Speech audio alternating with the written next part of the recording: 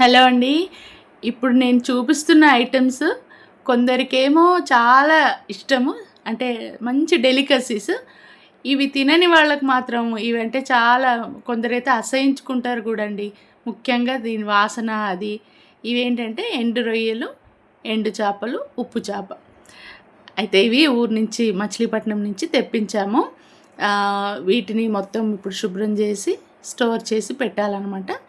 ఇవి ఇది పండుగొప్ప అంటారు. ఇది కొద్ది కాస్ట్లీ ఫిష్ అది. చాలా బాగుంటుందండి. వంకాయల్లో కానీ, ఉల్లిపాయ టమాటో కూరలో కానీ కలుపు కూరలాగా వండుకోవచ్చు. ఇవి బొమ్మిడి చేపలు అంటారు. పచ్చి బొమ్మిడాయి చేపల్ని ఎండపెట్టి ఇలా అమ్ముతారనమాట. చాలా టేస్టీగా ఉంటాయి. ఇవి కూడా ఉల్లిపాయ టమాటో కూరలో, వంకాయలో, ఆకుకూరలో దేంట్లో వేసి వండినా చాలా బాగుంటుంది. అయితే నిన్న ఈవినింగ్ కొన్నారు మా వాళ్ళు.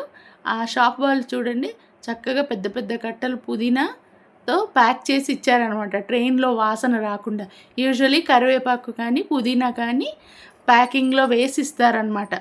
షాప్ వాళ్ళకు కూడా తెలుసు, జర్నీ చేసేవాళ్ళు మరి ట్రైన్ అంతా మొత్తం కంపైపోతుంది కదండి, అసలే ఇవి ఎండు చేపలు. సో అలా జాగ్రత్తగా ప్యాక్ చేసి ఇస్తారనమాట. రొయ్యలకి ముళ్ళు ఉన్నాయి, సూదుల్లా గుచ్చుకుంటున్నాయి. ఈ 2 రకాల రొయ్యలండి. ఇప్పుడు నా చేతిలో ఉన్నాయి పప్పు రొయ్యలు అంటాము. ఇదేంటంటే ఫ్లెష్తో ఉంటుంది, రొయ్య కండతో ఉంటుంది. వండిన తర్వాత ఏంటంటే అసలు పచ్చి రొయ్యల్లాగే ఉంటుంది అనమాట. నేను ముందు చూపించింది ఫుల్ డ్రై అనమాట. ఇది పండుగొప్ప చేప. దీన్ని చిన్న చిన్న ముక్కల కింద కట్ చేసి ఆయిల్లో ఫ్రై చేసి ఏదన్నా కూరలో వేసుకోవచ్చు అనమాట. చాలా బాగుంటుందండి. బాగుంటుందంటే నేను చెప్పేది ఎండు చేపలు, ఎండు రొయ్యలు, డ్రై ఫిష్ నచ్చి వండుకొని తినే వాళ్ళకేనండి. తినని వాళ్ళు ఏమీ అనుకోవద్దు, దయచేసి జడ్జ్ చేయొద్దు. మేము అన్ని రకాల నాన్ వెజ్ ఐటమ్స్ తింటాము, అందులో ఇది కూడా ఒకటి. చాలామంది తింటారు అనుకుంటాను. తినని వాళ్ళు దయచేసి భరించండి ఈ వీడియోని.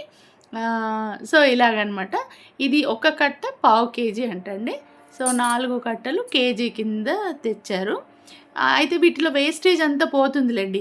ఈ ముందరున్న మొత్తం డ్రై అయిపోయిన ఆ తలకాయలు అవి ముళ్ళులు ఉంటాయి. జాగ్రత్తగా క్లీన్ చేసి స్టోర్ చేసి పెట్టాలన్నమాట.